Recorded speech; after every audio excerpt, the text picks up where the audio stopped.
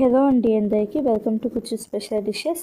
Just ఒక tea spoon నూనెతో సజ్జల పిండితో ఒక హెల్తీ బ్రేక్ఫాస్ట్ ఎలా చేసుకోవాలో చూపిస్తున్నాను. ముందుగా ఒక బౌల్లో ఒక హాఫ్ కప్పు క్యారెట్ తురుము వేసుకొని, ఒక మీడియం సైజ్ ఉల్లిపాయను సన్నగా కట్ చేసుకొని వేసుకోండి. అలాగే ఒక పచ్చిమిర్చిని సన్నగా కట్ చేసుకొని వేసుకొని 2 రెమ్మల కరివేపాకుని సన్నగా కట్ చేసుకొని వేసుకోండి.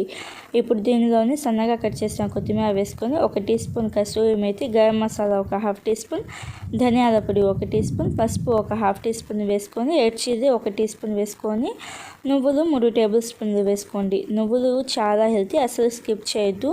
నువ్వులు వేసుకొని సాల్ట్ 1 హాఫ్ టీ స్పూన్ వేసుకొని, అప్పటికప్పుడు ఫ్రెష్గా దంచుకున్న అల్లం వెల్లుల్లి పేస్ట్ 1 టీ స్పూన్ వేసుకొని ఒకసారి బాగా కలుపుకోండి. ఇలాగ స్క్వీజ్ చేస్తూ బాగా కలుపుకోవాలి. ఇలాగ ఒకసారి బాగా కలుపుకున్న తర్వాత చాట్ మసాలా 1 టీ స్పూన్ వేసుకోండి. మీరు కావాలంటే చాట్ మసాలా ప్లేస్లో 1 టేబుల్ స్పూన్ నిమ్మరసమైనా వేసుకోవచ్చు. ఇలాగ చాట్ మసాలా వేసి ఒకసారి బాగా కలుపుకున్న తర్వాత సజ్జల పిండి అంటే బాజియా ఫ్లోర్ అంటాం కదా, ఈ సజ్జల పిండి 1.5 కప్పు వేసుకొని ఇలాగ బాగా స్క్వీజ్ చేస్తూ అంటే పిండితో బాగా కలుపుకోవాలి గట్టిగా. ఇలాగ ఒకసారి బాగా కలుపుకున్న తర్వాత పెరుగు ఒక 3 టీ స్పూన్ల నుంచి 4 టీ స్పూన్ల దాకా వేసుకోండి. కమ్మటి పెరుగు వేసుకోవడానికి ట్రై చేయండి. ఇలాగ పెరుగు వేసుకొని ఒకసారి బాగా కలుపుకున్న తర్వాత అప్పుడు నీళ్ళు 1 కప్పు వేసుకోండి. 3/4 కప్పు నుంచి 1 కప్పు దాకా కొంచెం కొంచెం చూసుకుంటూ వేసుకోండి. ఈ బ్యాటర్ అనేది మనకి ఎలా ఉండాలంటే ఊతప్పం బ్యాటర్ లాగా ఉండాలి. ఇలాగ దోశలు వేసే గరిటెతో కొంచెం వేస్తే కొంచెం జారుతూ ఉండాలి. ఇలాగ కొంచెం జారుతూ ఉంటే మనకి పర్ఫెక్ట్ కన్సిస్టెన్సీ అన్నట్టు.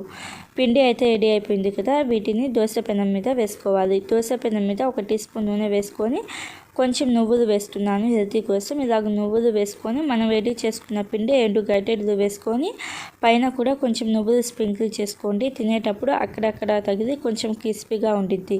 ఇలాగా పైన మూత పెట్టేసి లో టు మీడియం ఫ్లేమ్లో ఒక 3-4 నిమిషాల పాటు ఉడికించుకోండి.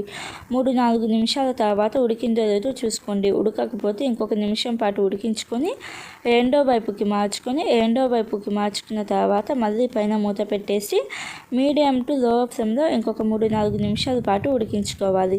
మీకు ఎన్ని కావాలంటే అన్నీ కూడా ఇలాగే సేమ్ ప్రాసెస్లో ఉడికించుకోవాలి.